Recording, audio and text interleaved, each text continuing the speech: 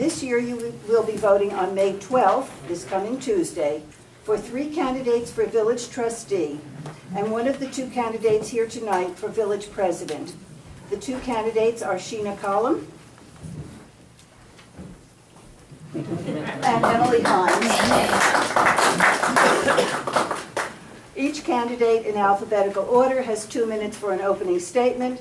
Then the timekeepers in the front row will hold up cards, yellow for 30 seconds and red for stop. I'll allow you to finish your sentence, but no more. The candidates will then answer 6 questions prepared by the League, for which the candidates have 2 minutes each to answer and 2 minutes to respond. Those in the audience may submit questions on an index card which is provided and which will be collected and may be screened or edited. Again, they are not to be statements, they are to be questions. And there will be 1 minute each for those audience questions. Then they will have closing remarks, 2 minutes, and I'm looking forward to starting. So, Ms. Collum, please, your opening statement. Good evening, everyone. I wanted to go ahead and break the clap rule just once to give a big round of applause for the League of Women Voters. That's approved. Thank you. I also want to thank all of you in the audience and those of you who will be viewing from home. And I also want to thank my opposition, but my neighbor, Ms. Hines, whom we've already agreed that the more people are participating and come out to vote next Tuesday, the better. With that said, I arrived in South Orange about 14 years ago to attend Seton Hall University, and I quickly became a volunteer in this community. I loved everything about this community. When I went to freshman studies, I think a lot of the students are wondering where the bars are at or where's the happening place to be. For me, that was at Village Hall going to Board of Trustees meetings. I quickly let the leaders in the community know that I was available to help and support any community initiatives. And I've been a volunteer ever since. I graduated from Seton Hall with my bachelor's in political science, a master's in public administration.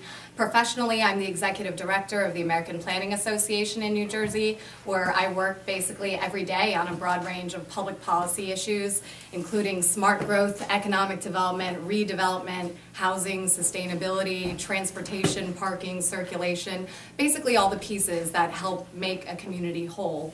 I understand municipal finance and budget, shared services, and I run a state Great Places program recognizing municipalities that are the gold standard in planning, comprehensive planning, and design.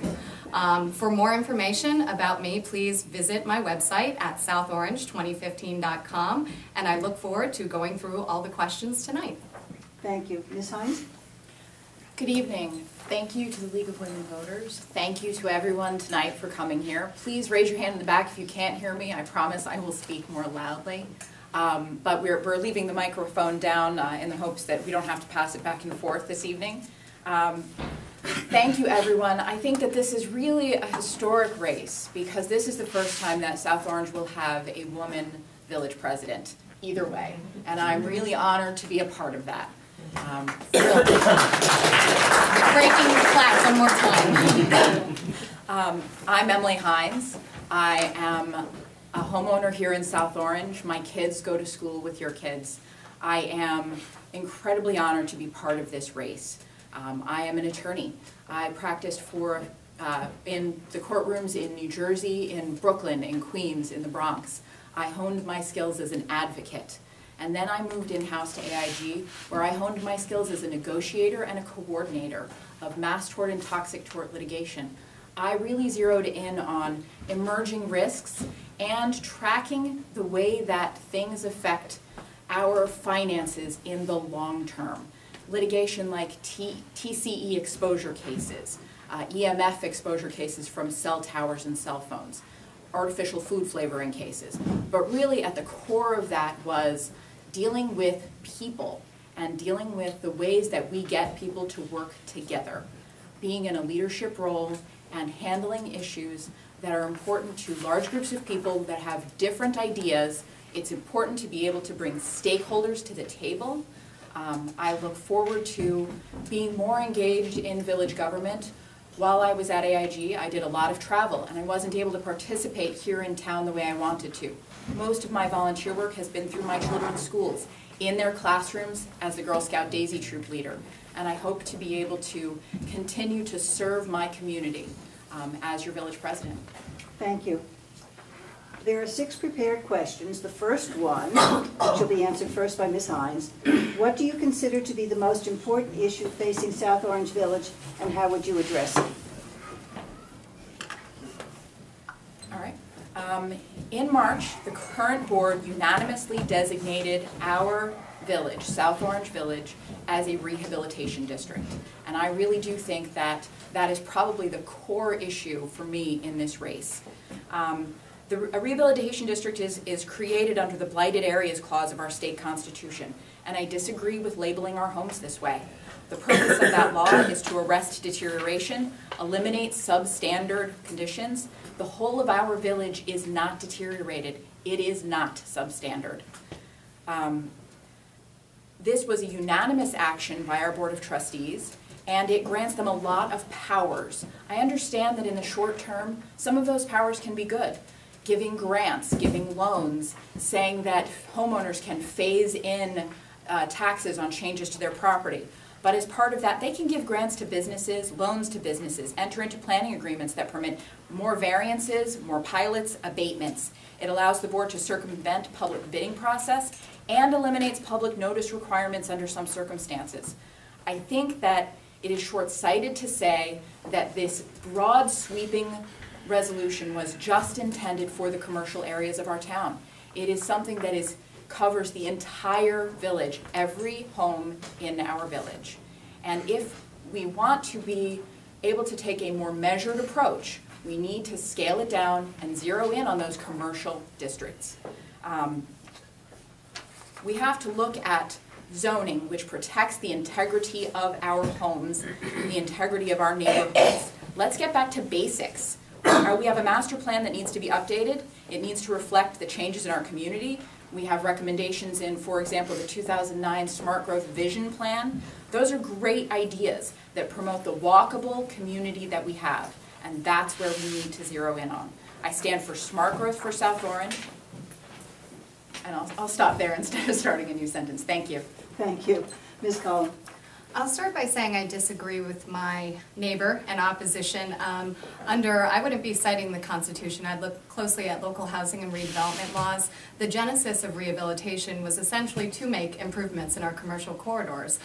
If you look at the data from our Smart Growth Plan, the stakeholder interviews that we had on Irvington Avenue, I think everybody in this room can agree that outside of the central business district, which has benefited from being a redevelopment zone, we need some improvements. And this will take the form of short-term tax abatements and incentives for property owners and businesses to make those necessary improvements. The townwide rehab designation is just a tool. It's a designation. You can't do anything with that without adopting substantive plans. And basically the way that we got this designation was having 50% of our housing stock 50 years or older, or having our water and sewer infrastructure 50 years or older, which obviously we satisfy. We're an old community, and we have to aggressively be able to use tax incentives to bring about the positive changes and improvements I'm sure everybody would like to see in our commercial corridors. Back to the question, my answer was taxes, providing quality services and at optimized costs. When South Orange residents ask why taxes are so high, if you look at the tax breakdown, 90% of what the municipality collects is on single-family homeowners, and ultimately 10% is in the commercial corridors. So there's a few different ways that we have to address that. First, I'd say that I'm proud to be a member of the Board of Trustees that have delivered the 2 lowest municipal tax increases in over 15 years.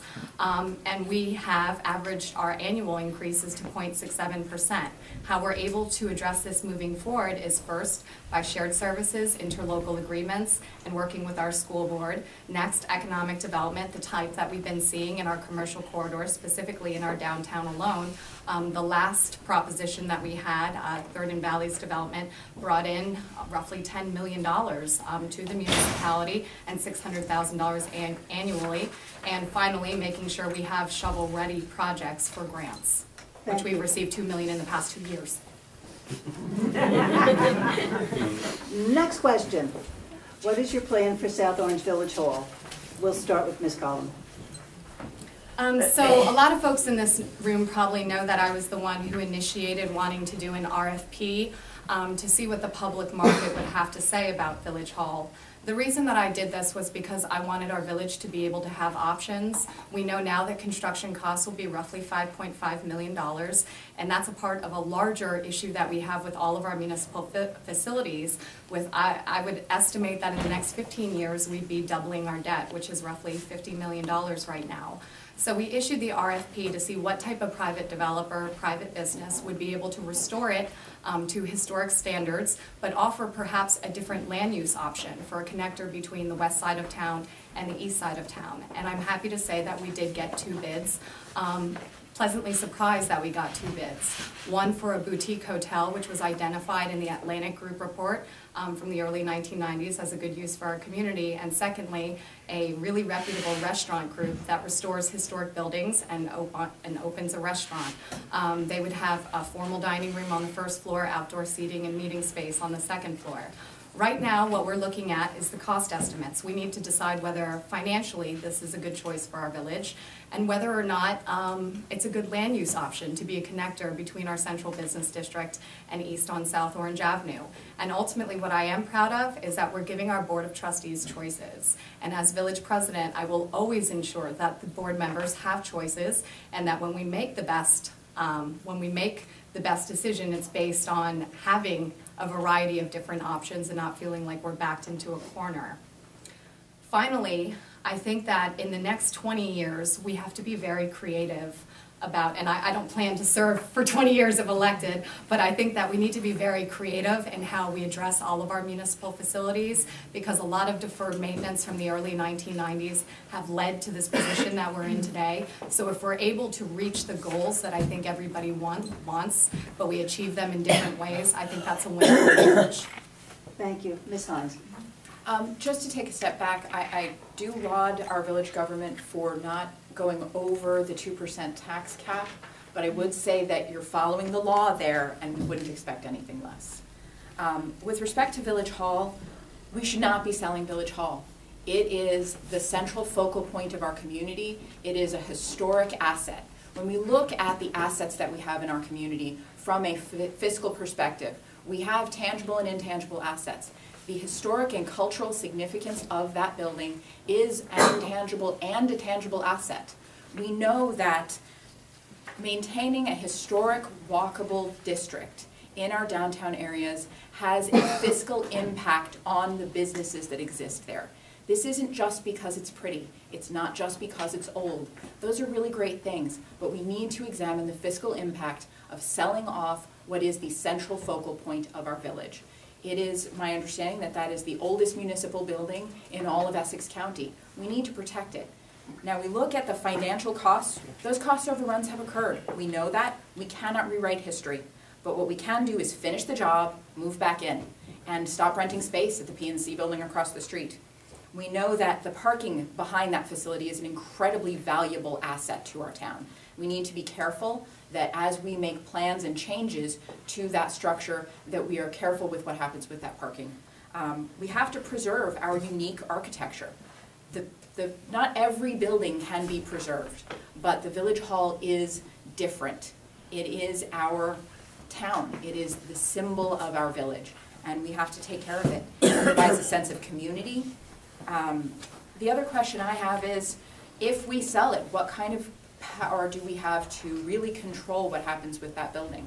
And who's going to ultimately be responsible for the maintenance of the historic facade? Is it going to be the new owner? Are we going to grant another abatement here?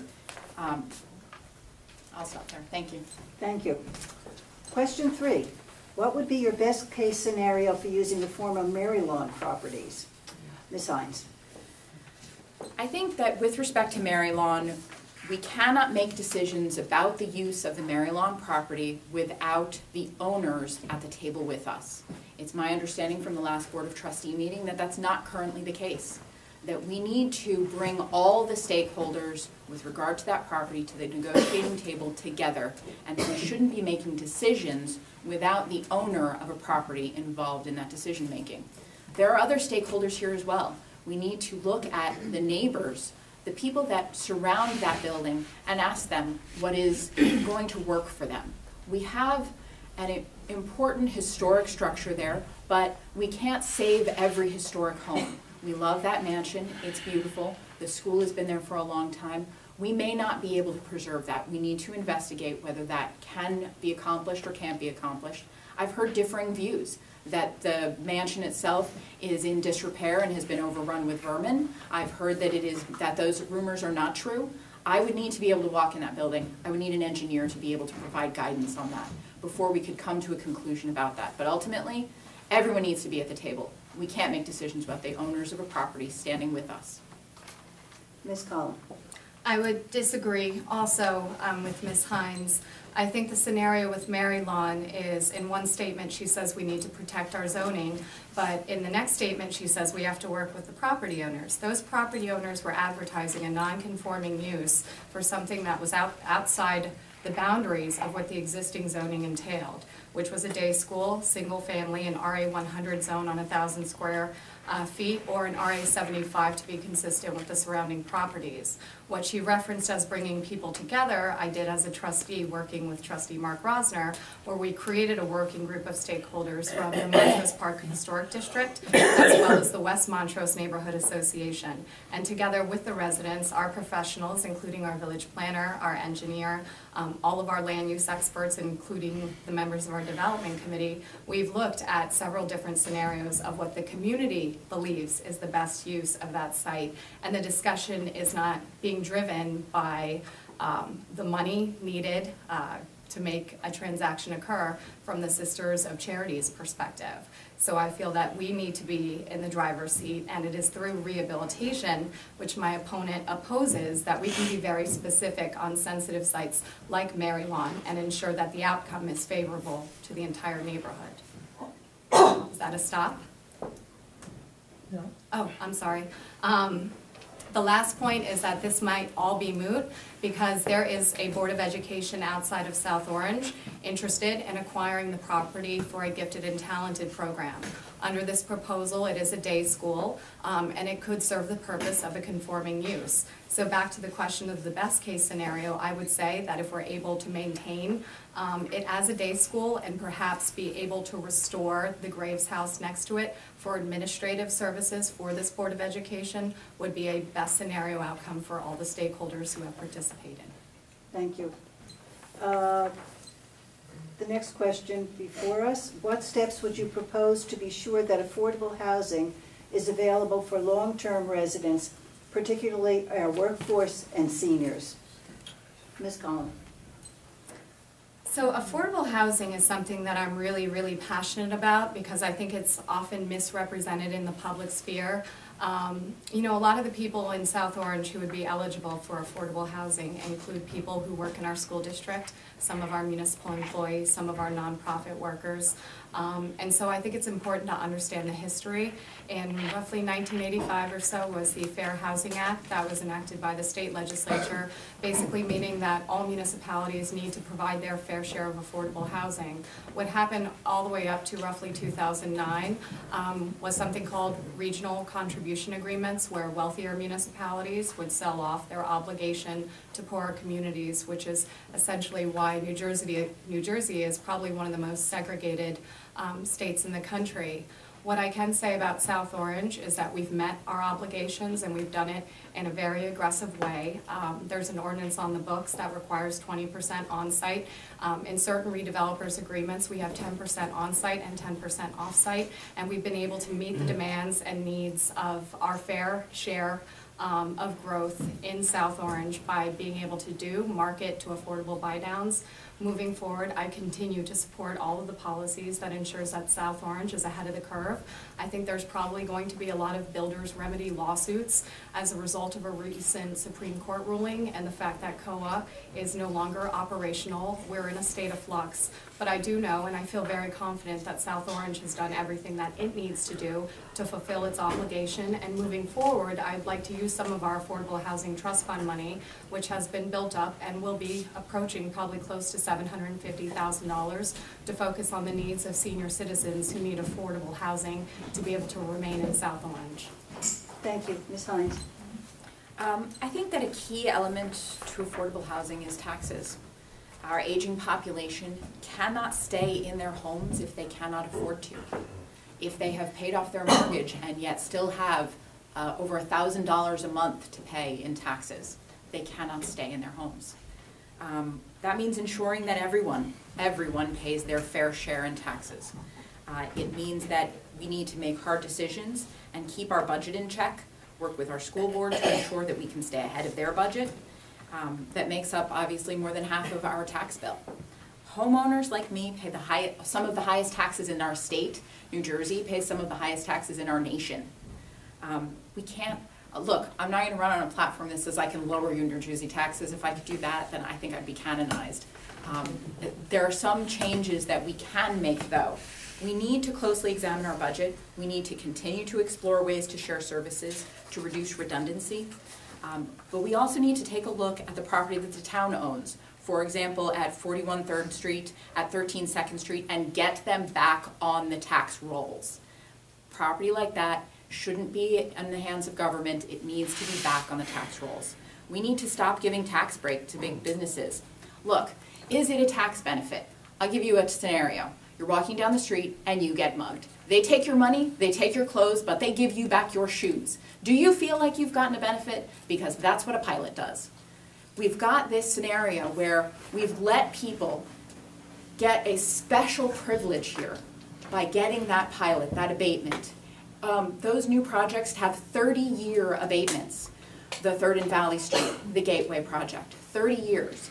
Now that the math there just doesn't work. And what it does is it puts an increased burden on our homeowners. Now that doesn't mean that those homes stay affordable as those taxes continue to increase and not everyone in our town pays their fair share. The next question for us. How adequately are South Orange's social service needs being addressed, and what, if any, changes would you recommend? Ms. Hines. I think that social services are issues that need to be addressed on a federal level, a state level, a county level, and on a local and private level. We are long past the days from the 1960s when food baskets were given out from our village hall. We need to make sure that village government is a part of social services. We are only one small piece of that, and we need to continue to work with state and federal and county agencies, with private agencies, to ensure that those social services needs are being met. For our aging population, for our at-risk community, we also need to look at humane solutions for the homelessness problem in our train station, and as part of that, we need to be very careful with how we address that. You know, having a police force be able to take people to an ER or to arrest them for some reason is not the humane and responsible approach to homelessness. We need to work with private agencies in order to put roofs over people's heads. We also need to get New Jersey Transit to the table to have them maintain their facility, to have them clean that facility and support that facility. It is their responsibility. We have to ensure that they understand that this is about dollars for them. They're not going to come to the table out of the goodness of their heart. But if they understand that this affects their bottom line, then they will sit down with us and we can compel them to fulfill their responsibilities for that facility so that we do not have a continued homeless issue in our downtown. I'll stop there. Thank you. Thank you. Ms. Coleman. So I have definitely an answer to this question that I feel very strongly about, but there's a couple things I want to address first. A tax abatement is not just a giveaway. Developers, under the local housing and redevelopment laws that govern the state of New Jersey, a pro forma has to be produced that shows the municipality, based on numbers, that the project would not happen otherwise. So it's a balance between, does a project get developed or does it not? You see a lot of pilots in northern New Jersey, unfortunately, because the high cost of land for aggregation from a developer. I think you see them in South Orange, but you also see them in Maplewood and Milburn and Montclair. And it's because these negotiations are necessary to spur economic growth and development and in first suburbs and downtowns like ours. I would say from the pro forma that you would see from the actual agreement itself is that in the instance of 3rd and Valley, it was very substantial. Sometimes it's cheaper for a private developer to construct something such as parking versus a municipality, and within that redevelopment agreement, you're getting the value from the project and their ability to construct things a little bit cheaper, whereas we offer the abatement to try and equalize that scenario. I'm happy to talk to people more offline about this topic. But then on to the question. A division of senior services with Maplewood is something that I certainly would like to do. I think that's probably one of our biggest deficiencies, is meeting the needs of our senior citizen population. We have some in the room from South Orange seniors, and I think moving forward to adopt aging in place best practices and deal with things such as transportation and food delivery is something that we need to coordinate between the two towns. The second thing is at-risk youth. I see a deficiency mainly because I hear members of the Board of Education talk about it all the time. I think coordination between us, the Board of Education, and groups like YouthNet and the South Mountain YMCA will help us address the situation with at-risk youth in our population. And lastly, I agree with what Ms. Hines said about homelessness in the train station and partnering with agencies to make sure those people have resources to improve their lives. Thank you. And the last prepared question. Montclair and other municipalities in New Jersey have passed laws requiring businesses with 10 or more employees to provide paid sick leave to their workers. Would you support a similar measure in South Orange? And not only would you, if you would, why? Ms. Collins. Sure. This was started by New Jersey working families, and they came to the Board of Trustees, and they were very passionate about a bill that was moving its way through the State House that basically required municipalities to ensure that paid sick days are a part of the overall policy of their municipality, and it's proven to work. Connecticut, I believe, is the only state right now that has adopted a statewide policy, but in New Jersey, as per the question, it was Montclair, but the other municipalities include Jersey City, Paterson, Newark, Passaic, Irvington, and East Orange. First, I would say that I agree with the intention because earned sick days are good for New Jersey. Over 1 million New Jersey workers lack paid sick days. New Jersey economists say that job retention policies like paid sick days help reduce unemployment and strengthen the economy, and ultimately earned sick days can reduce emergency room visits and save $1.1 billion a year. With that said, I don't believe this should be implemented at the local level because we already have limited bandwidth.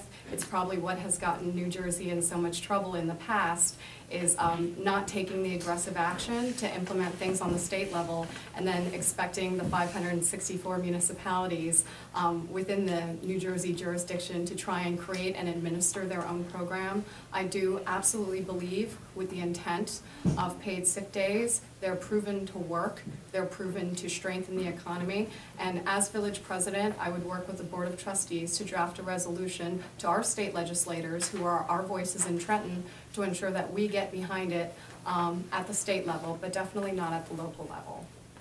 Ms. Hines? I think that I agree almost 100% there. That was easy. Yeah, that was very easy. You know, look, we have municipalities every 10 feet here in New Jersey, it feels like. We can't do things on a city or village by village basis. If we're going to make a change like that, it has to be on a statewide basis. For a lot of reasons. Some of the reasons Ms. Collin pointed out, and also because we would not want to disadvantage our small businesses in our 3 square mile village compared to their competitors across the border in Maplewood, in Milburn, in Livingston, in Newark. We wouldn't do that. It's not right for small business. What we need to do is not overregulate small business with additional ordinances, but to support small business, to focus on how we grow small business. That placing that additional burden on them is not going to help our community grow. It's not going to have the kind of benefit that we would want to see, and that is a living wage for people to have those abilities to take those days to care for a sick family member or for themselves. We know that those are great initiatives, but we are not going to support our small businesses by having an unlevel playing field here in New Jersey. Thank you. For those of you in the audience, this is the time to submit your questions on cards that are provided by the League of Women Voters. If you have something that you would like to submit, please hold it up and one of the ushers will collect it.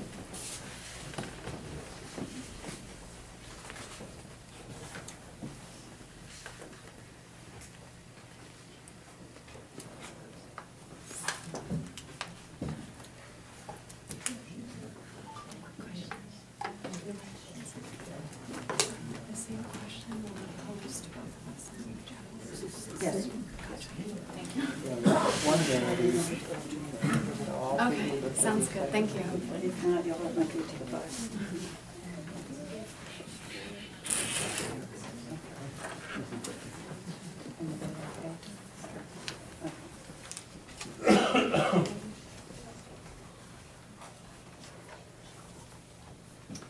We have severed our relationship with East Orange Water, but I hear we will still be dependent on them after January 2016. Can you explain why? The company has broken laws and environmental regulations. Why are we still working with them? I'm sorry, could you repeat that question one more time? I didn't. South Orange has severed its relationship with East Orange Water. However, it has been said that there will still be, South Orange will still be dependent on East Orange Water after January 2016. Why? Considering what East Orange Water has done. Got it? Okay. Okay. I'm sorry, could you remind me which one of us goes first? Yes, I will. You do. Okay, great. East Orange Water, and as a toxic... Pardon? Use the mic up, you can't hear you in the back. Yes, Are there microphones? certainly. I Yes, can yes. hear. I apologize. Just let me figure out how to work it. There's a on off at the bottom. Thank you. Thank you. How's that? Better? That's better. Okay. So my specialty at AIG was handling mass tort and toxic tort litigation. And an impetus for me to get involved in our village at a more micro level was when we began that shift, or the discussions about the shift from East Orange Water to New Jersey American Water. Because of the TCE contamination issues that we were faced with a few years ago, I took a special interest in these issues. TCE is something that I think is an emerging toxic tort and that we are going to see a lot more litigation about, and we need to be very cautious. With that said, we know that our contract with East Orange Water is concluded in 2016. We will have a continuing relationship with them because we have to maintain all of the infrastructure under that ground until that time. We have to ensure that as we transition to New Jersey American Water, that we have all of the records that we had from East Orange Water, and I understand that we may not be able to get those records right now. I'll stop there. I see the stop sign, and I will pass the mic. Please. I would agree with a lot of what Ms. Hines just said, but ultimately I think the point is under Trustee Levison, who's my running mate, one of my running mates, a lot of progress has been made eliminating this contract that has been so detrimental to South Orange residents. I find it just incredible what people did, how they manipulated test results, how basically everyone here was lied to. I find it increasingly incredible that we're still dealing with bills where interest charges and surcharges are being assessed. What we do know is that this is not a reputable company to work with. And that is why the transition that is happening to New Jersey American Water, who gave a presentation to the Board of Trustees several months ago. And hopefully people feel confident about this new water provider and the type of water quality that residents are going to receive. And I sincerely thank Trustee Levison and Trustee Walter Clark, who's in the back, who worked on the subcommittee negotiating the terms to ensure that South Orange residents will have quality water. Thank you.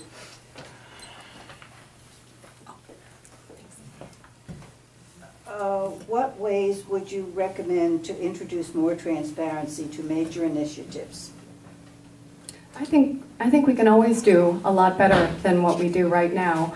I think South Orange, comparatively, if you look at other municipalities, just by having a website, granted one that needs to be updated, is well ahead of the curve. I think the fact that all of our videos for any single meeting is available, as well as through the use of Laserfiche, being able to access minutes. There's a budget tool that's online right now that I think we could do a lot more in providing specific information about line items, salaries, etc. I also feel very strongly that We need to use electronic communications more, which is why within my platform and things being discussed by the Public Information and Marketing Committee is aggressively putting out a digital newsletter to make sure people will get things a little bit more frequently than what the Gaslight provides right now, which is every other month. And I also think from a transparency standpoint, it is doing the things that I enjoy doing, which is going out to neighborhood meetings, engaging with residents, and having them be an active role in the decision-making process. I think transparency starts with all of us. Ms. Hines? Thank you. I think that it's important to note that it's really tough to get information from our website, and that public notices for our village government are placed in paper newspapers. I understand that that's the rule. They have to go in paper newspapers like the News Record, but I think that the level of distribution of those papers is getting thinner and thinner. I think one place that we do agree is more electronic media associated with that public notice process. We really have to get that message out. We can't just expect people to seek out information, though. We have to not just make it readily available, buried on a website someplace. We have to engage with people by reaching out to them and pulling them into our community. And I think we start by showing our community more respect at our Board of Trustee meetings. Having an executive session at the very start of that meeting tells the public that their time is not worthwhile, that the Board of Trustees is going to have a closed session first, and that closed session should go at the end, so that people feel more engaged when they show up. Thank you. With the increased development and the apartment buildings in the downtown, there is an influx in train commuters. However, the Midtown trains are already overcrowded, and do you have any ideas as to what can be done about that? If you agree with it. Ms. Hines. I certainly remember commuting on New Jersey Transit when I first moved here to South Orange and getting up at 5 o'clock in the morning so that I could get one of those key spots for daily users that filled up probably before 6 a.m. Hopping on that train in the morning and getting in and hoping that even as I was going to come home, getting a seat, because at the end of the day you're exhausted.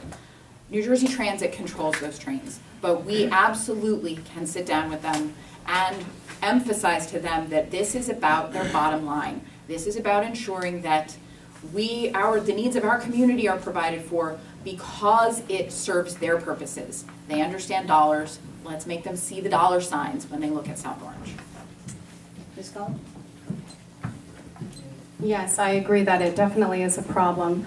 Little historical context is back in 2012 when the train schedules got changed. I was advocating to restore the levels of service back to South Orange train station, and when they tried to privatize the lot that New Jersey Transit is on, I fought that in the State House. I know very much so that that train station is so incredibly important to this community, and the commuter experience is what brings values up and makes us such a destination and a leading smart growth and transit-oriented village. We received that designation in the 1990s. I would say moving forward, I would agree with Ms. Hines' approach is that we need to aggressively sit down with New Jersey Transit. I think that because of their budget shortfalls, as you can see, they're trying to sell assets. They're in a tough situation as well, but know that if I'm elected village president, even though I'm not a commuter, I fully understand the value of the commuter experience to the South Orange community, and I will be at the table with them as much as it takes to make sure we have quality service here. Thank you. We're going to move from commuters. Alternating First train, yeah. Do a Oh, little okay. tango. Yeah. We're changing from commuters to college. Yes. Some of the homes around Seton Hall University have been private homes have been purchased and are now being turned into student housing, according to the questioner. Is that true, and how would you address it? I think I'll first start by saying that the Board of Trustees was approached by somebody who is interested in changing the zoning from single-family homes to multifamily uses, and also looking to rent to Seton Hall students, and we adamantly said that we were not interested in doing that. The unique situation of what we have in any home that's surrounding the campus is that what defines a family unit is through state statute and not through local ordinance. So if 10 people choose to live together and say that they are constituting a family unit, the requirements are that they pay with one check to the landlord, that they don't have locks on the doors, that they share the kitchen, and who is it, especially not the Board of Trustees, for us to tell you who is or isn't your family.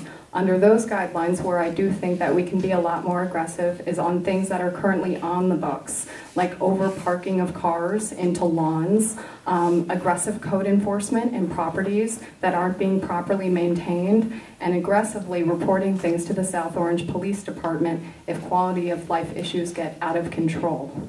Thank you. I think we're looking at another issue where we probably don't see so differently. I have certainly been in and around the Seton Hall campus when the police have come by to break up a party. I know that there is friction between the Seton Hall students that rent in some of those locations and some of the long-term families that own those homes. They do see a day-to-day level of friction. It is important to know that we have a university here in our town, and we want to bring all of the wonderful things that having that university brings. The academics, the arts, the theater, the wonderful community of people that exist as part of that university. And they need a place to live, but that doesn't mean that they need to break the rules when they do it. We need to make sure that we do have code enforcement and that we do follow the rules, and that those members of our community treat our community just as they should, as their home, the same as all of us do. Thank you. What sort of development does South Orange need going forward? In 1 minute. Okay. I stand for smart, responsible growth in our village. I look at that 2009 vision plan as an important benchmark to the way that we envision our village going forward. We look at the 3rd and Valley Street project, and I remember reading about 100 to 180 units in that spot, and now we see 215. I think we've done too much, and I think what we need to do as we go forward is scale down the size and scope of projects so that they are in keeping with the distinctive neighborhoods that we have. Single-family home neighborhoods with single-family homes, instead of building at a rate that we cannot sustain with our existing infrastructure, with the kind of costs that increased fire and police and roads really do need to support. Smart, responsible growth that affects our home values in the long run. Thank you. To Mrs. Hines' point, the 120 to 180 units, you have to remember that the rescue squad was relocated off-site at the cost of $1.1 million to the developer, which was more appropriate for them to be located next to the firehouse so that they could tap into the backup generator. We also required more public parking, in which we're getting over 215 parking spaces. And I think that when you net that out, the developer is going to expect an increase in a density bonus depending on what the goals of the municipality were. As it relates specifically to the question, what type of development do we need, and it's front and center in the platform, I would like to see age-restricted housing developed in South Orange.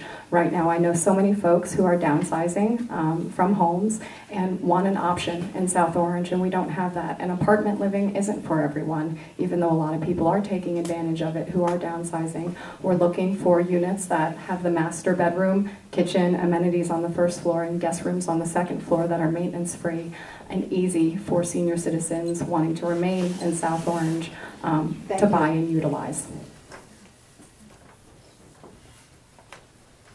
Someone needs penmanship lessons. Do you want us to try? Are you for penmanship? Who's a doctor? Go to the next one. Go to the next one. Good idea.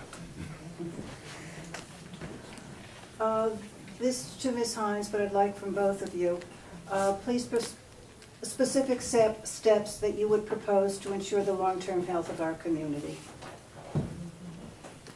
It is your It is. turn, so. And it's for both of us. Yeah. Okay, in the platform, I specifically speak to a 10-year capital improvement plan. I think Ms. Hines and I would agree that strategically we need to think about all of our municipal assets, historical assets, and assets that can be shared with other municipalities, or even facilities planning that we can coordinate with the Board of Education. If you look at the various things that will be challenged by in the next 15 years, there's Village Hall at $5.5 million. We know that the library has proposals to want to restore and also renovate the Connect building, which could be up to $11 million. Police headquarters recently underwent a feasibility study that I orchestrated, and that's $4.4 million. We also have the Baird Center that's undergoing a feasibility analysis, which, because of its size compared to Village Hall, we can anticipate that'll be $10+ million. That's why the 10-year capital improvement plan is really, really important. So we can all make sure that we have consensus on what the strategy is, moving our village into the future, capitalizing on public-private partnerships while making sure that we preserve the integrity of the village. Thank you. Could you just repeat the question? I just want to make sure I don't miss anything. What specific steps would you propose to ensure the long-term health of the community?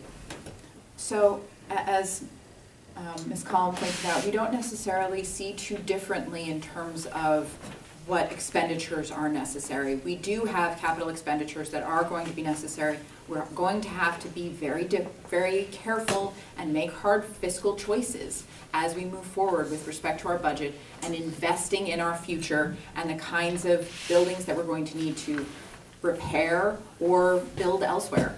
We do need to make sure, though, as we look at changes to our village, we ensure that as those developers that do exist right now come to us and try and make changes in their contracts, that we say no. We know we look at the avenue, and when the market for real estate changed, they switched from being what were intended to be condos to apartment rentals, and the village said yes. And I think it's important to take a step back and look at what the long-term ramifications of those kinds of contract negotiations are and be very hard with people. We have to make sure that we are all towing the line here. And as we get those kinds of proposals, we have to take a step back and look at what the long-term ramifications are and be very, very careful. Thank you. What plans should there be, or should there be any, for both of the South Orange Library buildings? That is a really good question, and I don't have an answer for you. I know that my opponent probably has a really great answer. If you want to defer to mine, I'm okay with that. You know, It involves selling Village Hall. Right. Well, I love the library. I love that the service is there. I bring my kids to when the Seton Hall kids come and read. We've gone to the summer programs there and done Minecraft and Legos. You know, I know that those buildings need care and they need love. And I know that my opponent says I'm against rehabilitation. I'm not against all rehabilitation. I'm against the idea of a broad brush for our entire community. But we absolutely need to help the buildings in our town that need that kind of infrastructure work. If we look at that and we make those kinds of financial choices, let's examine what our budget is. Let's examine what is needed most. You know, look, if the police department is the one that needs that money most in the coming years, that's where we have to put that money. We have to look and see who needs it most. Thank you. I'll disagree once again that rehabilitation and this designation is a first step.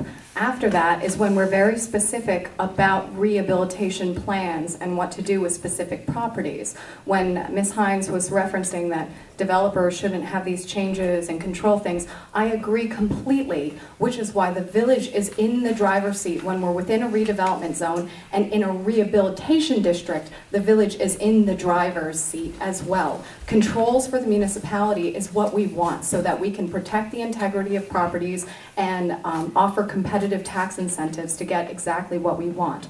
The library, here's what's really unique. The library has adapted to this new digital era very well. They're not the typical books, Dewey Decimal System anymore. They provide an incredible community benefit. I think in the long term, one of the things that we should explore, depending on how the discussion of Village Hall goes, is whether or not that we can relocate municipal offices into a portion of the Connect building, use the proceeds from the sale of Village Hall and cost savings to be able to renovate and restore both the library and the Connect building while building efficiencies in municipal services. Thank you. Regarding development, one more time, what would you consider acceptable for the Orange Lawn Tennis Club? Something that is conforming to the surrounding neighborhood. Shortly after we were made aware that Orange Lawn Tennis Club was looking at selling off their property, we quickly looked at the zoning, which is a planned residential cluster B zone, which could allow 105 units on 16 acres. It goes all the way back to 1992, and I know that that is very unacceptable. By us working directly with the neighborhood on neighborhood leaders, I believe that we're going to end up in a place where the club can be restored and the green space, and we can get the proposed development in a RA 100 zone, which is consistent with the surrounding neighborhood for responsible growth, smart growth and development, preserving the neighborhood and allowing us to keep a historic club that so many love and respect here in South Orange. I think that with respect to Orange Lawn Tennis Club, this goes back to an issue of transparency. Because while I think that my opponent is able to sit in on those discussions right now that are in executive session at the Board of Trustee meetings, that I'm not. And I don't have all the facts. What I do know is what was proposed, and having nearly 30 townhouses on 4 acres of property, on sloped property right above the tributary there, presents some very serious issues. It presents issues of traffic, it presents issues of water infiltration, and we need to be cautious. Frankly, if we're going to develop those bottom 4 acres, I would look at that space and that residential neighborhood with single-family homes and say that single-family homes are appropriate for that space, not 30 condos. I translated it. Speaking of the animal shelter, is it time to return it to its use as an animal shelter, or what would you propose? Sort of. Ms. Hines.